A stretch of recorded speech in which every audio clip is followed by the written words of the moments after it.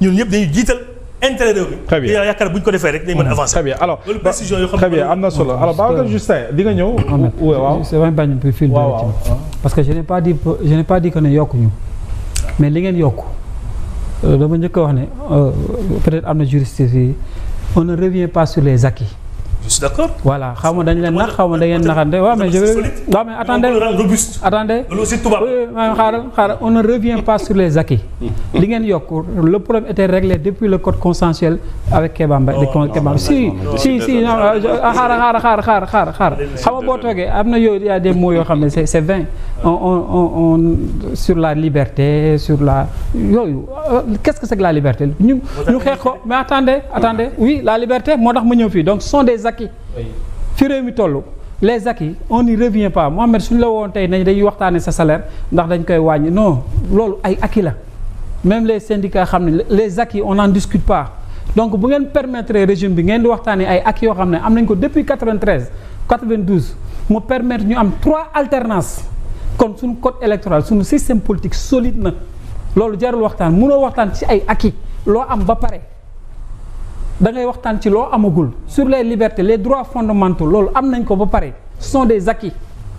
lii dañu waroon wax ak ñoom ñii ñu tëj les prisonniers politiques nañ leen bàyyi des gens yoo xam ne dañ leen tëj sur des vidéos des films yoo xam ne yow gis nga ko nga ne da ngay def instruction looy def instruction. très bien si vous permettez rek parce que il a dit que dama jaxase yu bari non dama bëgg ñu leeral sénégalais yi jaxase amu fi nga yokk nga am 51 points yoo xam ne à peu près ils disent la même chose encore ce sont des acquis ñun li ñu waxuñu dialogue amul sens dañ ne boo dialogué da ngay dialogué si loo xam ne mooy besoin sénégalais yi bu ngeen dialogué ba pare sur la liberté sur le système électoral sur le deuxième tour quelle est l'influence quel est le résultat quel est l'impact sur le pouvoir d'achat des Sénégalais quel est l'impact sur le financement de l'État sénégalais sur la dette le financement de la dette par exemple nga xam ne état boo xam ne maaleykum salaam nga dem lever ay emprunt obligataire les pays limitrophes nga xam ne comme ni ma ko waxee les Côte d'Ivoire ay Mali ay yooyu seen secteur privé ñoo lay labal ñun suñu secteur privé une grande partie ils sont en prison loolu pour man waxtaan bi foofu la waroon jëm mais li ngeen di waxtaan yi ce sont des acquis am nañ ko ba pare amul benn impact ci population sénégalaise alors Babacar yéen ci seen à travers dialogue alternative bi vous avez soulevé quand même des questions yi nga xam ne jàpp ngeen ne c'est essentiel et loolu mooy dem direct ci askan wi bokk na ci soulevé nga benn bi homosexualité mais économie surtout def benn comment dire exposé ci situation économique bu Sénégal revenir un tout petit peu sur le pouvoir d'achat des Sénégalais yooyu jàppoon ngeen ne mooy question yu waroon waxtaanee fële ca Diamniadio. oui effectivement moo tax sànq maître mu ngi naan dañuy discuter ay problèmes politiques mais taxul ne ñoom sàggane nañ économique parce que jàpp nañ ne priorité la mais priorité man gis naa ne moom nga war a mën a njëkkee si lu ma jàpp parce que comme Karl Marx daan wax ne sax dans la vie il faut savoir définir les considérations principales et les considérations secondaires. Là, il s'agit d'une considération bi nga xam ne c'est principal. La contradiction principale. Oui, contradiction principale. Et ça donne un sens à la vie. Oui. Parce que fii il s'agit d'une valeur politique. Parce que tey mënoo toog tey situation dëkk fu mu toll nga ne da ngay discuter li nga xamante ne tey politique kese la laal. tey pouvoir d'achat sénégalais yi ñëpp ko sentir tey tabaski la mu ngi mel ni tabaski jotul mu ngi mel ni dëkk bi ni nga daan sentir engouement bi ak léegi sax bokkul qu'on le veuille ou non démb ñoom ci seen biir sax am na ku taxaw dëggal ne dëkk bi dafa métti. Sénégalais yi dañooy métti te autorité yaa ngi fa toog weddi wuñ ko parce que tey nit ki bu fekkente ne tey taral nga ay prix sax war nga mun a yokk doole poosam ba nga xam ne dina am njëg bu nga xam ne dina ko mën a jëndee tey nit ki war nga mun a def xool ni ngay ñoŋalee emploi ñoom toog nañ fi ne am nañ 4000 cadres ñu liggéey ci benn livre boo xam ne solution la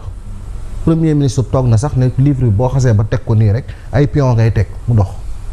ñu ñëw nañu loolu amul ba xam ngeen projet bi ñu leen doon wax ñu ne waaw ñu ne amul ils ont un devoir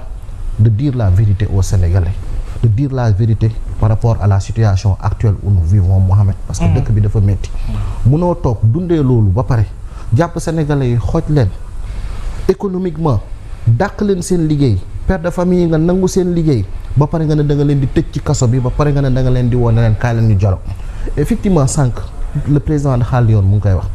tey Sénégal Mali moo ko lebal xaalis ak. loolu moom yéen a ñu ko yëgal démb ci. Mali nga xam ne booy xool ci espace UEMOA Mali représenté wul sax 5%. Sénégal moo fëpp doole fuuf ba koy may te sànq mu ngi wax lu am solo tey gëm naa ne tey dooleel say producteur dooleel tey say baykat parce que am na tey programme yu bëri bu ko fi gars yi di tàggat di ñu ko jaay dañuy wax nañu agriculture élevage les ressources renouvelables genre yeeg yooyu mais tey bu fekkonte ne tey tàggat nañ suñuy baykat mécaniser ko moderniser ko jox leen cër bi nga xamante ne tey moom la ñu am yaakaar naa ne ku rendre riche baykat yi rendre nga riche sénégalais yu bëri te y a des récriminations baykat yi ils ne sont pas contents déglu nañ ko fi keroog am na aveu bu benn baykat def à l'endroit de tous les sénégalais ne ministre bi du question dégg ko wala gis ko question liggéey la ci terrain bi. résultat ñu ngi koy dégg ñu ngi koy gis mais amul benn résultat boo xam ne concret na palpable na 5 mètres mu ngi naan. nguur gi ku leen gis xam ne dañuy sàmm alalu réew mi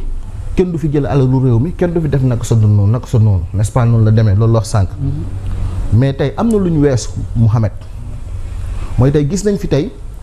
projet Aqua Power mu nekk 800 millions d'euros. tout à fait. 400 000 mètres cubes d'eau par jour. saoudiens yi war koo mën a produire. nga xam ne dina arranger Dakar dina arranger sax yeneen dëkk yi. ministre de l'hydraulique ba mu ñëwee loolu la njëkk a dindi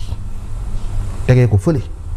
parce que bëgg na xool li nga xamante ne tey moom moo ko arranger. tout à fait. ba loolu weesoo. ñu gis li nga xamante ne tey xew na ci ay passation de marché boo xam ne dañ koo jël lancé ko procédural jaarale ko ci yoon mu nekk benn marché boo xam ne dañ ko attribuer benn entreprise de manière très légale. de manière très nette et très arbitraire. ministre bi ñëw dindi ko def gré à gré. te man damay wax ne man ba léegi. lu tax ministre bi ba léegi. loolu dara fekk ko ci. ak ñoom lu ñuy waxee bonne gouvernance di jàpp nit ñi di leen tëj naan ay kaay cautionné fii kaay def lii alors que kële mu ngi dem def de gré à gré dindi marché boo xam ne dafa légal mu dagg ko ñëw def marché boo xam ne dafa illégal ñu jógee foofu toog biir arena le premier ministre il n'est ni procureur ni juge ni un magistrat koo xam ne ñu ngi koy takkal di ko tuumaal ci ay affaire de affaire ci ay affaire de marché nga woo ko ba mu ñëw Sénégal yëpp toog nga ne ko yow tu n'as rien fait tu n'es pas un voleur foogoon nañ ne bu taxawee dafay ñaax ay natangoom ne leen tey liñ leen di accuser buñ leen ci dégg mais mënoo toog ñuy ruumandaat ay milliards nga xëcc nit kooku ne deful dara dafay niru politique de 2 poids 2 mesures te tey Sénégal am na yeneen priorité yu dul yii Mouhamed tey booy xool am na ñu bëri tey ci tabaski bi lañ ci kaso bi la ñuy tabaskee ci ay question yoo xam ne nit wax na lu ko fi ëpp nit taxaw na fi sax muy la question des libertés nit taxaw na fi sax ne xam naa nu ñu reyee sunu ministre de l'économie et des finances ba xam naa nan lañ ko reyee dañ koo rey de manière très barbare. mais est-ce que loolu la ko waxee aussi Babacar. si am na c'est à peu près ça. c'est à peu près ça. c'est à peu près ça. La précision elle est importante.